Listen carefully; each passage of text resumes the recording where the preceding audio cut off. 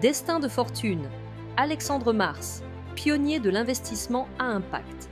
Introduction, bienvenue dans Destin de fortune, le podcast qui explore les coulisses de la réussite patrimoniale et des grandes fortunes engagées dans des projets sociétaux.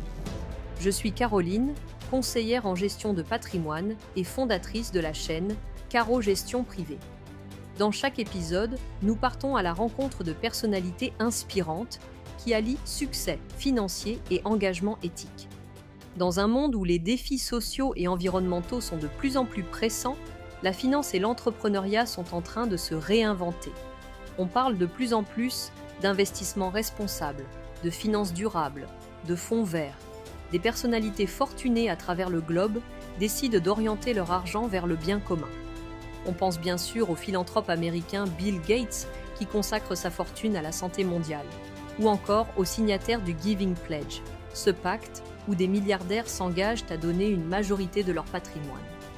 En France également, une nouvelle génération d'entrepreneurs et d'investisseurs souhaite concilier réussite économique et utilité sociale. Alexandre Mars est l'un des visages emblématiques de ce mouvement. Aujourd'hui, nous allons découvrir l'histoire d'Alexandre Mars, un entrepreneur français né en 1974, qui incarne à merveille la nouvelle génération de fortune au service de l'impact social. Fondateur du fonds d'investissement Bliss et de l'organisation philanthropique Epic Foundation, Alexandre Mars est reconnu pour son engagement en faveur d'une économie plus inclusive, éthique et solidaire, avec une forte orientation ESG, environnement, social et gouvernance. Son parcours est celui d'un pionnier de l'investissement à impact, c'est-à-dire un investissement qui cherche non seulement la performance financière, mais aussi un bénéfice pour la société et la planète. Avant de plonger au cœur de son histoire, un mot sur notre sponsor. Ce podcast vous est proposé en partenariat avec la chaîne YouTube Caro Gestion Privée, votre ressource complémentaire pour tout comprendre de la gestion de patrimoine. Sur Caro Gestion Privée, je partage des conseils pratiques et des analyses accessibles pour vous aider à gérer et faire fructifier votre patrimoine de manière éclairée. N'hésitez pas à y faire un tour après l'épisode pour approfondir les sujets abordés et découvrir d'autres contenus exclusifs.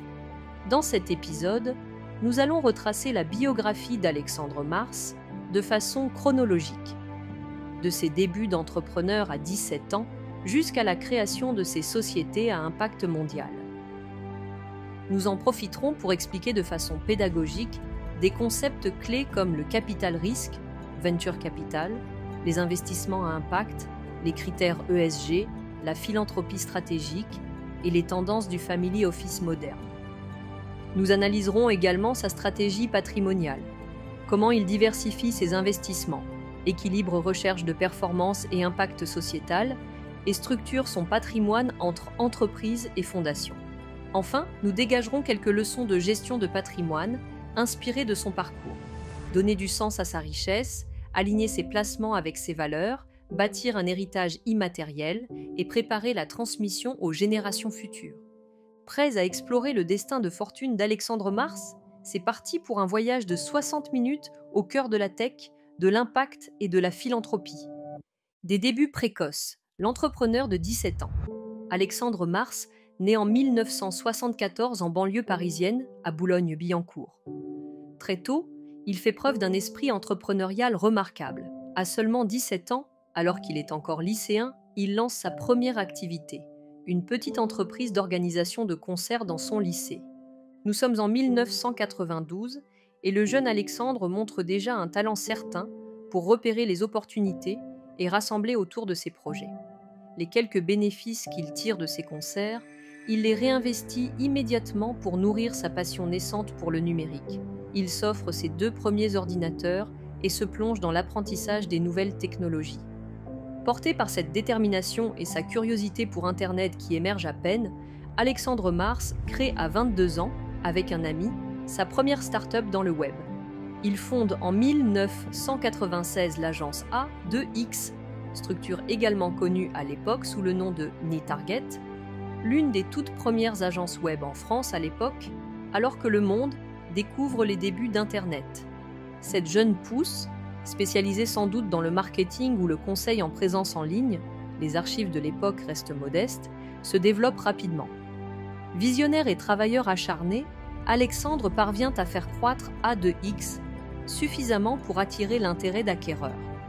En 1998, à seulement 24 ans, il revend sa société, réalisant ainsi sa première exit entrepreneuriale avec succès. Cette vente lui apporte non seulement un apport financier conséquent pour son âge, mais surtout une première expérience riche en enseignements. Monter une entreprise de zéro, la développer puis la céder, est un parcours initiatique qui va le propulser dans la cour des entrepreneurs qui réussissent. Après cette première réussite, Alexandre Mars se tourne pendant un temps vers le monde du capital risque.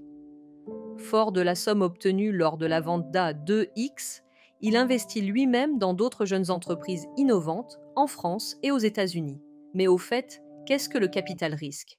Il s'agit de l'investissement de fonds, souvent par des investisseurs appelés venture capitalistes, dans des startups ou entreprises émergentes à fort potentiel de croissance. Ces investissements sont risqués, car beaucoup de startups peuvent échouer, mais peuvent rapporter gros si l'entreprise devient un succès. En devenant l'un de ces investisseurs, Alexandre découvre l'autre côté de la table. Comment évaluer un projet, apporter du financement et accompagner des entrepreneurs. Cette période lui permet d'élargir son réseau international et de comprendre les rouages du financement de l'innovation. Pourtant, l'adrénaline de l'entrepreneuriat lui manque. Investir dans les projets des autres, c'est bien, mais Alexandre a encore des idées plein la tête et l'envie de créer lui-même des entreprises innovantes. Au début des années 2000, le téléphone portable commence à envahir nos vies et Alexandre perçoit un nouveau tournant technologique, le mobile. Voyant l'essor des téléphones mobiles et anticipant qu'ils deviendront un support majeur de communication, il décide de se lancer sur ce créneau. L'ascension dans la tech, Phone Valley et la réussite du mobile. En 2001, Alexandre Mars fonde Phone Valley, une agence spécialisée dans le marketing et la publicité sur téléphone mobile. Il a alors environ 27 ans et une conviction, les SMS, les sonneries, les premiers accès double WAP sur nos anciens téléphones Nokia ou Ericsson offrent un tout nouveau canal pour les marques. À l'époque, le marketing mobile en est à ses balbutiements et peu d'acteurs s'y intéressent sérieusement. Alexandre Mars fait figure de pionnier en la matière. Phone Valley propose aux entreprises de concevoir des campagnes publicitaires adaptées au mobile, d'envoyer des SMS promotionnels, de créer des applications simples ou des sites mobiles. Bref, d'exploiter ce nouveau territoire pour toucher les consommateurs partout et à tout moment. La société gagne rapidement du terrain. En quelques années, Phone Valley s'impose comme l'une des agences mobiles les plus en vue, collaborant avec de grandes entreprises désireuses d'innover dans leur communication. La success story de Phone Valley attire l'attention d'un géant mondial de la publicité, Publicis Group, l'un des leaders de la communication et du marketing. Voyant en Phone Valley une opportunité de prendre de l'avance sur le marché du mobile, Publicis propose de racheter la jeune agence. En 2007, Alexandre Mars cède Phone Valley à Publicis. À seulement 33 ans, il intègre ainsi le giron d'un groupe international, réussissant un second exit retentissant. Phone Valley devient la division marketing mobile de Publicis et Alexandre en dirige les activités mobiles au niveau mondial pendant un temps suite à l'acquisition. Pour Publicis, cette acquisition est stratégique. Dès 2008, la publicité sur mobile va exploser avec l'arrivée des smartphones. Le premier iPhone sort justement en 2007. Pour Alexandre, c'est la consécration de plusieurs années d'efforts et la preuve qu'il sait identifier les tendances d'avenir. Mais notre entrepreneur ne s'arrête pas là. En 2006, alors qu'il est en plein développement de Phone Valley, il a flairé un autre virage majeur, celui des médias sociaux. Facebook commence à conquérir le monde, Twitter pointe aussi son nez, 2006, et les entreprises vont avoir besoin de gérer leur présence sur ces multiples réseaux. Alexandre Mars fonde alors Scrown, une plateforme dédiée à la gestion des réseaux sociaux. L'idée est d'aider les marques à publier et suivre leur contenu sur les différents réseaux depuis un outil unique, à analyser les retombées, bref à tirer parti de ces nouveaux médias. Là encore, la vision est en avance sur son temps. Ce type de plateforme deviendra ensuite un incontournable pour les services marketing des grandes entreprises. Scrown connaît un développement soutenu à la fin des années 2000, portés par la généralisation de Facebook et consorts dans la stratégie des entreprises. Finalement, en 2013, Alexandre Mars réalise un troisième beau succès entrepreneurial. Il revend ScurOne au groupe canadien BlackBerry, célèbre fabricant de smartphones, qui cherchait à renforcer son offre logicielle. Nous sommes en 2013, Alexandre a environ 39 ans et vient de conclure la vente de sa deuxième entreprise tech majeure. Imaginons un instant le parcours accompli. En l'espace d'une quinzaine d'années, il a créé et cédé avec succès plusieurs sociétés dans le numérique, du web à ses débuts, au mobile, puis aux réseaux sociaux. Chaque fois, il a su anticiper les tendances, bâtir des équipes, convaincre des clients et finalement intéresser de grands groupes prêts à acquérir ces innovations. Ses exits, sorties réussies, lui ont apporté une indépendance financière confortable avant même ses 40 ans. Mais loin de se reposer sur ses lauriers, Alexandre Mars ressent que ce parcours entrepreneurial n'était qu'une étape, un moyen en vue d'un objectif plus grand qui le tient à cœur depuis toujours. En effet, depuis ses débuts, Alexandre n'a jamais eu pour seul moteur l'argent ou la réussite pour elle-même. Bien sûr, comme tout entrepreneur, il cherche à développer des activités florissantes, mais il a toujours eu en lui une fibre altruiste et un sens des responsabilités sociales. Il l'a souvent déclaré dans ses interviews, « Gagner de l'argent n'a de sens pour lui que s'il peut l'utiliser pour une mission qui le dépasse. » Cette mission, il l'a en tête depuis longtemps, lutter contre les injustices sociales et apporter sa pierre à la construction d'une société plus juste. Adolescent déjà, l'inégalité le révoltait. Il confiera bien plus tard « Je ne suis ni l'abbé Pierre ni mère Teresa, juste un homme révolté par l'injustice qui a décidé un jour de mettre sa révolte en acte. » Cette citation, tirée d'un de ses livres, annonce le tournant que va prendre sa vie après ses succès dans la tech. Le tournant vers l'impact, de serial entrepreneur à philanthrope engagé. Nous arrivons en 2013-2014. Alexandre Mars, après la vente de ScurOne, se retrouve dans une situation enviable. À moins de 40 ans, il est financièrement à l'abri, riche de ses succès et fort d'un solide réseau dans la tech internationale. Plutôt que de lancer un énième start-up purement lucrative, il choisit de mettre son expertise et ses ressources au service du bien commun. C'est à ce moment qu'il opère un tournant décisif de sa carrière, celui de l'investissement à impact et de la philanthropie. En 2014, Alexandre Mars s'installe aux États-Unis, à New York, avec une ambition claire en tête. Combiner son expérience d'entrepreneur et d'investisseur avec son aspiration à combattre les inégalités. Pour mieux comprendre les besoins et les manques du secteur associatif et solidaire, il va d'abord consacrer du temps à apprendre. Il réalise un véritable tour du monde de la philanthropie. Il voyage, rencontre des centaines d'acteurs, grands philanthropes, responsables de fondations, dirigeants d'ONG, experts du développement, universitaires. Il mène ce qui ressemble à une étude de marché approfondie du secteur caritatif. De ces mois d'échanges et d'analyse, il tire un constat. D'un côté, il existe dans le monde des associations et projets sociaux formidables, innovants, qui changent des vies, mais il manque cruellement de financement pour déployer tout leur impact. De l'autre côté, beaucoup de personnes fortunées ou même de citoyens lambda aimeraient donner à des causes, mais n'osent pas ou ne savent pas comment s'y prendre efficacement. Alexandre identifie 3 obstacles principaux qui freinent le don chez la plupart des gens. Le manque de confiance, on craint que l'argent soit mal utilisé, le manque de temps, chercher la bonne association, suivre l'usage du don, cela prend du temps, et le manque de connaissances, on ne sait pas à qui donner, quel projet sera le plus sérieux ou aura le plus d'impact. Fort de ce diagnostic, Alexandre Mars décide de créer une solution pour connecter l'argent disponible avec les meilleurs projets sociaux, en levant ces obstacles un par un. C'est ainsi qu'en 2014 naît la fondation EPIC. EPIC, c'est une organisation philanthropique nouvelle génération, une sorte de start-up à but non lucratif, dont la mission est de rendre le don plus efficace, transparent et accessible à tous. Concrètement, EPIC se donne pour rôle d'identifier partout dans le monde des organisations à fort impact social, par exemple des associations innovantes qui luttent contre la pauvreté des enfants, qui améliorent l'accès à l'éducation ou aux soins, ou qui protègent l'environnement. Sur des milliers de projets existants, EPIC sélectionne les plus sérieux et les plus prometteurs, après un processus de due diligence, vérification, aussi rigoureux que si elle investissait dans une start-up.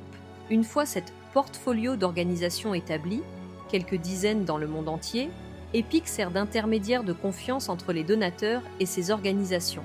Autrement dit, si vous voulez donner et avoir un réel impact, Epic vous permet de flécher votre don vers ces projets triés sur le volet en ayant l'assurance que 100% de votre argent ira bien sur le terrain et sera utilisé de manière optimale. C'est cela la philanthropie stratégique moderne, une approche où l'on applique au monde caritatif les méthodes du monde des affaires. Sélection, suivi de performance, transparence, pour maximiser l'efficacité du don. Au lieu de simplement signer un chèque à une association sans trop savoir comment l'argent sera dépensé, Epic propose aux donateurs un accompagnement.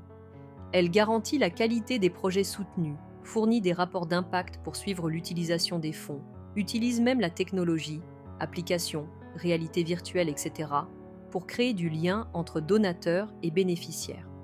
Le but ultime d'Alexandre Mars avec Epic est de faire du don la norme, de rendre l'action de donner aussi courante et satisfaisante que consommer ou investir. Epic, dont le siège est à New York et qui est présente aussi à Paris, Londres, Bruxelles ou San Francisco, fonctionne elle-même grâce aux contributions de partenaires et d'Alexandre, de sorte qu'elle peut reverser 100% des dons reçus aux organisations sans prélever de frais. L'initiative est saluée pour son innovation. En 2019, la Harvard Kennedy School publiera même un cas d'étude soulignant l'originalité du modèle Epic. Epic promeut des solutions de dons innovants, telles que le payroll giving, ou arrondi sur salaire, permettre aux salariés de donner quelques euros de leur salaire chaque mois, le don en caisse, checkout giving, ajouter par exemple 1 euro de don lors d'un achat en ligne, ou encore le sharing pledge, share giving, où entrepreneurs et investisseurs s'engagent à donner un pourcentage de leurs profits ou de la vente de leur entreprise à des causes sociales. Ces mécanismes ingénieux, impulsés par Epic, facilitent l'engagement de chacun. Par exemple, avec l'arrondi sur salaire, un employé peut consentir à donner les centimes ou quelques euros de sa fiche de paie chaque mois à une cause, ce qui, multiplié par des milliers de salariés, génère un impact considérable sans peser lourd pour chacun. De même, le don en caisse, checkout giving, permet à des millions de clients d'ajouter un micro-don lors de leurs achats, créant une cagnotte collective significative. Quant au partage de profits ou de capital, share giving, ils inscrivent la générosité dans l'ADN même des entreprises et des entrepreneurs. Parallèlement, Alexandre Mars a lancé un autre projet à vocation sociale, Infinite, orthographié avec 2 i inversés en miroir pour symboliser l'infini. Il s'agit d'une entreprise sociale qui aide de jeunes étudiants issus de milieux modestes à intégrer les universités et écoles les plus prestigieuses. Infinite offre des prêts étudiants sans intérêt et sans exigence de garant. Une fois diplômés, les bénéficiaires remboursent ces prêts petit à petit, et l'argent remboursé sert ensuite à financer les études d'un nouvel étudiant, perpétuant ainsi un cercle vertueux de solidarité. Cette initiative, née en France, reflète une fois de plus la philosophie d'Alexandre Mars. Donner aux nouvelles générations les moyens de réussir et de s'élever, tout en instaurant un système durable de partage des opportunités. En parallèle de la création d'Epic, Alexandre Mars lance également en 2014 son propre fonds d'investissement. Mais pas n'importe lequel, un fonds dédié à l'investissement responsable et à impact. Ce fonds, c'est Bliss, écrit avec une barre finale. Basé entre New York et Paris, Bliss est un fonds de capital risque de croissance Growth Stage, c'est-à-dire qu'il investit des montants significatifs dans des startups ou entreprises technologiques qui ont déjà prouvé leur concept et qui sont en phase d'expansion internationale. La particularité de Bliss, c'est que le fonds se concentre sur des entreprises qu'Alexandre appelle mission-driven, c'est-à-dire portées par une mission sociale ou environnementale forte, tout en étant des business viables. En somme, Bliss veut prouver qu'on peut concilier la performance financière et la performance sociale environnementale. Pour clarifier, prenons un exemple. Parmi les sociétés où Bliss a investi, on trouve Spotify, bien connu pour la musique en streaming, Pinterest, le réseau social d'inspiration, Too Good To Go, application de lutte contre le gaspillage alimentaire, Brut. Média digital axé sur l'actualité sociale et les nouvelles générations. Headspace, application de méditation et de bien-être. Blablacar, covoiturage, économie du partage. Ou encore des startups de la tech for good. Ce portefeuille éclectique illustre bien la philosophie d'Alexandre Mars. Soutenir des entreprises innovantes qui touchent des millions d'utilisateurs, créent de la valeur économique, mais apportent aussi quelque chose de positif à la société ou à la qualité de vie. Qu'entend-on par critères ESG et certification B Corp dans ce contexte ? Le sigle ESG, de plus en plus présent dans le monde de la finance, désigne les critères environnementaux, sociaux et de gouvernance. Ce sont des indicateurs qui permettent d'évaluer la responsabilité d'une entreprise, son impact écologique, énergie, carbone, etc., son impact social, conditions de travail, diversité, impact client, et la qualité de sa gouvernance, éthique des affaires, transparence, gestion équilibrée. Intégrer les critères ESG signifie qu'on ne juge pas la réussite d'une entreprise uniquement sur son profit, mais aussi sur son comportement durable et éthique. La certification B Corp, quant à elle, est un label international exigeant qui récompense les entreprises répondant à des standards élevés en matière d'objectifs sociaux et environnementaux, de transparence et de gouvernance.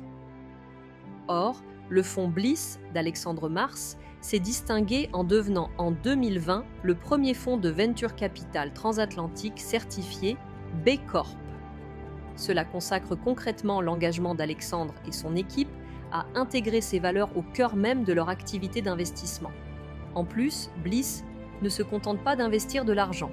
Alexandre Mars insiste pour que le fonds accompagne les entreprises de son portefeuille à améliorer leurs pratiques ESG.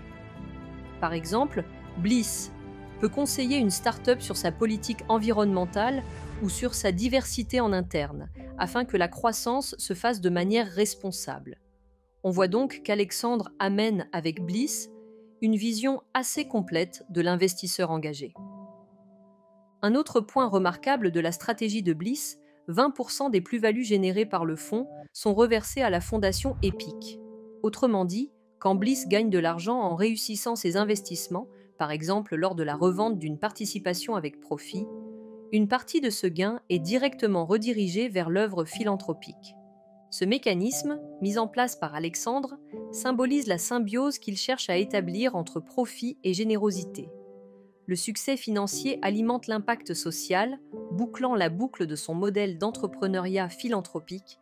Depuis 2014, Alexandre Mars a donc véritablement endossé le rôle de philanthropreneur, un terme parfois utilisé pour ces entrepreneurs qui mettent l'innovation et l'efficacité du privé au service du bien commun. Son action et son message attirent l'attention bien au-delà du cercle caritatif. Il est souvent invité dans les médias, les universités et les conférences internationales pour partager sa vision d'une économie plus inclusive. En France, il contribue à populariser l'idée que les chefs d'entreprise et investisseurs peuvent et doivent, selon lui, jouer un rôle dans la résolution des problèmes sociaux et environnementaux. La consécration et un engagement reconnu. Les années qui suivent voient Alexandre Mars récolter les fruits de cet engagement. En 2018, le magazine Vanity Fair le classe parmi les 50 Français les plus influents du monde. En 2019, le magazine Town & Country le nomme dans les top 50 philanthropes de l'année. La même année, le gouvernement français salue son action.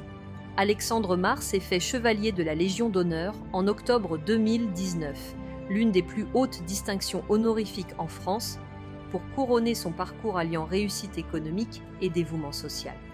Il devient également ambassadeur et membre du conseil d'administration des Jeux olympiques et paralympiques de Paris 2024.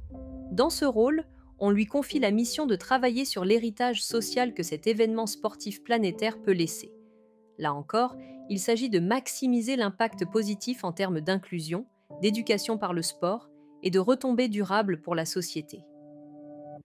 Côté entreprise, Bliss poursuit ses investissements transatlantiques avec succès et continue de soutenir des startups emblématiques de la tech for good. Alexandre Mars siège d'ailleurs au conseil d'administration de certaines de ces sociétés, comme Brut ou Headspace, preuve de son implication directe dans l'orientation stratégique de ses acteurs. Parallèlement, Epic Foundation agrandit son portefeuille d'organisations soutenues et invente de nouveaux moyens de faire participer donateurs et entreprises. Par exemple, Epic promut des solutions de dons innovants tels que le arrondi sur salaire, le checkout giving ou le sharing pledge dont nous avons parlé, pour que chacun, salarié, consommateur ou chef d'entreprise, puisse contribuer facilement. Alexandre Mars ne s'arrête pas là. Il souhaite aussi transmettre ses connaissances et inspirer d'autres à suivre cette voie. Pour cela, il prend la plume et le micro. Il a publié plusieurs ouvrages ces dernières années. En 2018, La Révolution du partage, Flammarion, où il expose sa vision d'une économie du don et partage son appel à l'action. En 2020, Ose, Tout le monde peut devenir entrepreneur, et Demi-Flammarion, où il livre les clés de la réussite entrepreneuriale et encourage les jeunes à se lancer en alignant projets économiques et impact. Et en 2024, Pause pour une vie alignée, Edim Fayard, où il réfléchit à l'équilibre entre réussite et sens dans la vie, prolongeant la réflexion entamée dans son podcast. En effet, Alexandre anime également des podcasts. Il en a lancé notamment un intitulé Pause, dans lequel il invite des personnalités, chefs d'entreprise, artistes, sportifs, activistes, à partager leur parcours, leurs échecs et leurs réussites, et un autre appelé Contre toute attente, mettant en lumière des personnes qui ont su déjouer les pronostics. À travers ces médias, Alexandre Mars poursuit son objectif pédagogique, démystifier l'entrepreneuriat, montrer l'envers du décor et prouver qu'il est possible de réussir tout en ayant un impact positif. À ce stade de notre épisode, nous avons brossé le portrait d'Alexandre Mars, de ses jeunes années fougueuses à son rôle actuel de leader de l'investissement à impact. Sa trajectoire est exemplaire d'une certaine French Tech humaniste, conciliant innovation technologique et solidarité. Mais concrètement, qu'est-ce que son exemple peut nous apprendre en matière de gestion de patrimoine et de stratégie financière personnelle ? C'est ce que nous allons analyser à présent. Avant de poursuivre avec l'analyse patrimoniale, je vous rappelle que si ce podcast vous passionne et que vous souhaitez approfondir ces thématiques, la chaîne Caro Gestion Privée sur YouTube est là pour vous. Je vous invite à vous y abonner. Vous y trouverez des vidéos pratiques pour mieux investir, protéger votre patrimoine et découvrir d'autres histoires inspirantes de personnalités qui mettent leur fortune au service de leurs valeurs. N'hésitez pas à faire un tour sur Caro Gestion Privée. C'est gratuit, instructif et ça complète parfaitement nos discussions ici. Analyse patrimoniale. Performance financière et impact sociétal, un équilibre maîtrisé. Analysons maintenant la manière dont Alexandre Mars gère et structure son patrimoine, c'est-à-dire l'ensemble de ses actifs financiers et de ses engagements. Son cas est particulièrement intéressant car il illustre l'articulation entre recherche de performance et souci d'impact, entre création de richesse et redistribution solidaire. Diversification des investissements.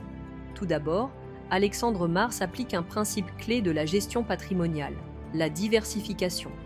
Plutôt que de concentrer toute sa richesse dans un seul projet ou un seul secteur, il la répartit intelligemment dans différentes activités. D'un côté, via le fonds Bliss, il investit dans de nombreuses entreprises diverses. Musique en ligne, réseaux sociaux, applications de bien-être, médias, covoiturage, etc. Ces entreprises opèrent dans des domaines variés, technologie musicale, transport, alimentation durable, numérique, et sur différents marchés géographiques, États-Unis, Europe. Cette diversification sectorielle et géographique permet de réduire les risques. Si un secteur traverse une crise, les autres investissements peuvent compenser. De plus, en tant que fonds de capital risque, Bliss construit un portefeuille d'une quinzaine ou vingtaine de sociétés. Statistiquement, certaines seront peut-être des échecs, mais d'autres seront de grands succès qui généreront des plus-values importantes. C'est exactement le principe du capital risque, adapté ici à des entreprises à impact. D'un autre côté, Alexandre diversifie son patrimoine en allouant une part significative à des structures non lucratives. En créant Epic Foundation, il a investi une partie de sa fortune personnelle dans la philanthropie. Bien sûr, ce n'est pas un investissement au sens où il en attend un retour financier, mais on peut le voir comme un investissement social. L'impact social est le retour sur investissement qu'il recherche via Epic. Cette double casquette, entrepreneur, investisseur et philanthrope, fait qu'au global, son patrimoine est déployé sur des volets très différents, entreprises privées, start-up en croissance et projets associatifs. C'est une forme de diversification holistique qui combine rendement financier et rendement sociétal. Équilibre entre performance et impact. Ce qui frappe chez Alexandre Mars, c'est qu'il ne sacrifie pas l'impact social au profit exclusif de la performance financière. Mais il ne néglige pas non plus la performance sous prétexte de faire le bien. Il cherche constamment l'équilibre des deux. Du côté de Bliss, on l'a vu, la performance financière est recherchée. Le but d'un fonds VC est de réaliser des plus-values, mais en choisissant des entreprises vertueuses qui apportent un plus à la société. Et s'il s'avère qu'une entreprise du portefeuille ne respecte plus les valeurs ESG, nul doute qu'il saurait recadrer le tir ou réévaluer l'investissement. Du côté d'Epic, l'efficacité, une forme de performance sociale, est traquée comme on traquerait la rentabilité dans une entreprise. Il veut voir des résultats concrets, mesurables, suite aux dons effectués. On peut dire qu'Alexandre applique une règle d'or du family office moderne. Donner du sens à chaque euro, que ce soit un euro investi pour rapporter 10 plus tard, ou un euro donné pour changer la vie de quelqu'un, dans les deux cas, l'euro doit travailler utilement. Cette approche se reflète également dans la connexion qu'il a créée entre Bliss et Epic, avec les 20% de plus-value reversés aux causes sociales. C'est un mécanisme assez innovant dans le milieu patrimonial. Cela revient à se fixer d'emblée une sorte de taxe volontaire sur ces gains pour en faire bénéficier la société. Bien des fortunes attendent la fin de leur vie pour léguer à des fondations. On pense par exemple à des philanthropes milliardaires qui promettent de donner la majeure partie de leur fortune à leur mort, style Warren Buffett ou Bill Gates via le Giving Pledge. Alexandre Mars, lui, intègre dès maintenant ce partage au cœur de son modèle économique. On pourrait y voir une influence de la mentalité anglo-saxonne de la côte Est où il vit, conjuguée à une sensibilité européenne pour la solidarité. Structuration du patrimoine, société d'investissement et fondation. Sur le plan juridique et organisationnel, la stratégie d'Alexandre Mars s'apparente à celle d'un family office de nouvelle génération.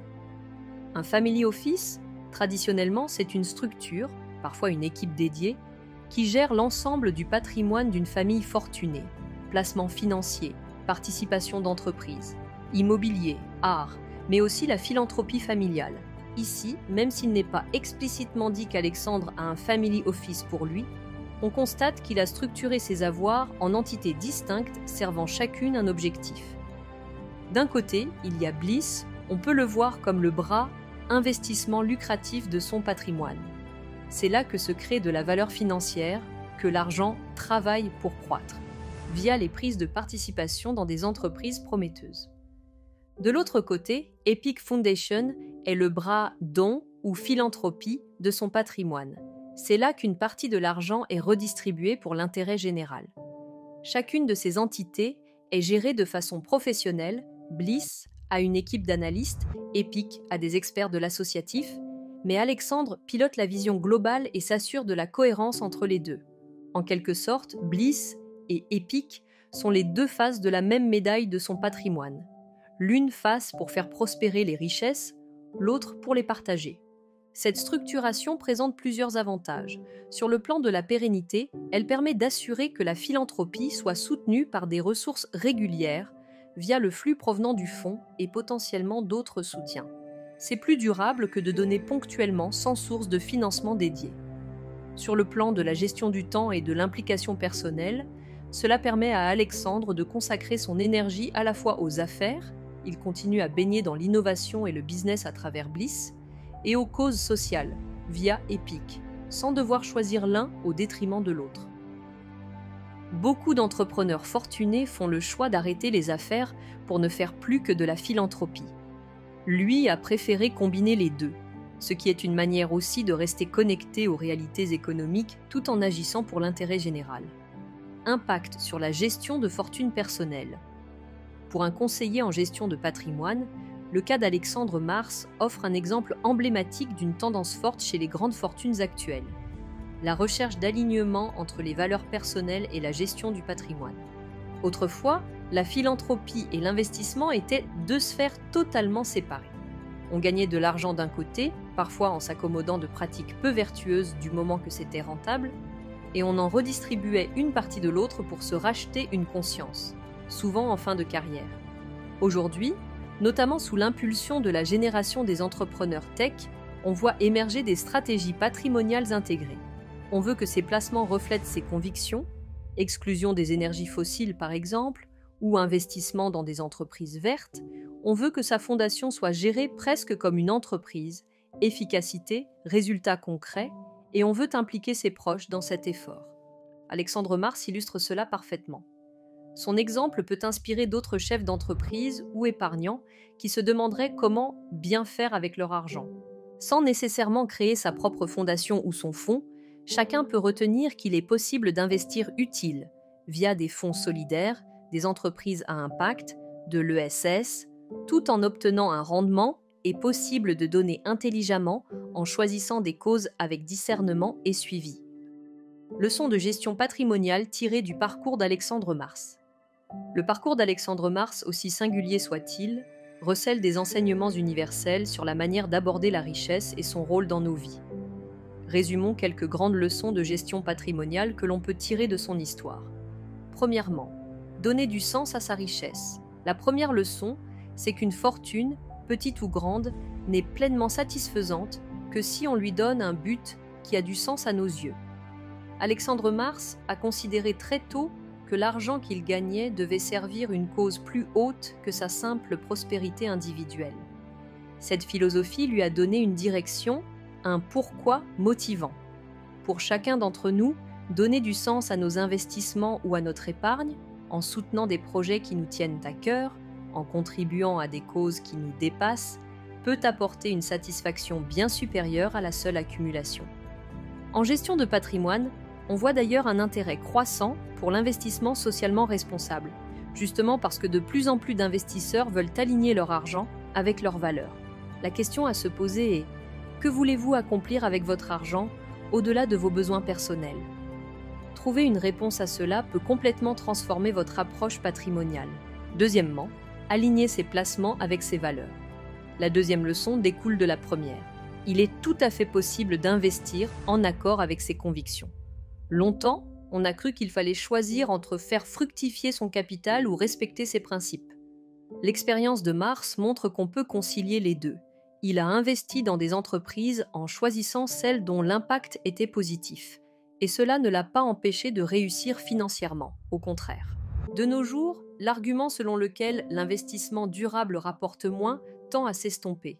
De nombreuses études suggèrent même que les entreprises bien notées en ESG ont souvent de meilleures performances sur le long terme, parce qu'elles gèrent mieux leurs risques, attirent des clients loyaux, etc. Pour un investisseur particulier, s'aligner à ces valeurs peut signifier exclure de son portefeuille certaines industries qu'il réprouve, tabac, armement, énergie polluante, ou au contraire, cibler des fonds qui soutiennent la transition écologique, l'innovation sociale, l'économie locale.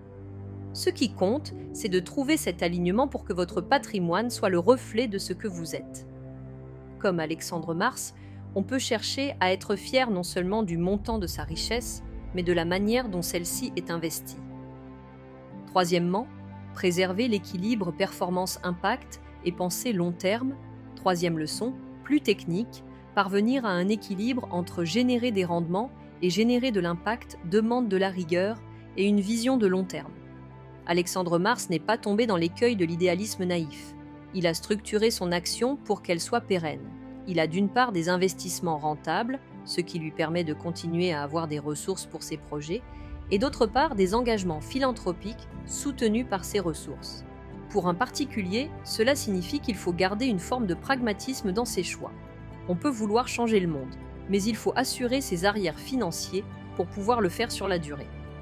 Donc, même si on consacre une part de son budget aux dons ou à des investissements à impact possiblement moins liquide, il faut, en parallèle, faire en sorte de sécuriser son indépendance financière, épargner suffisamment, investir aussi dans des placements classiques qui assurent à sa retraite ou les études des enfants par exemple.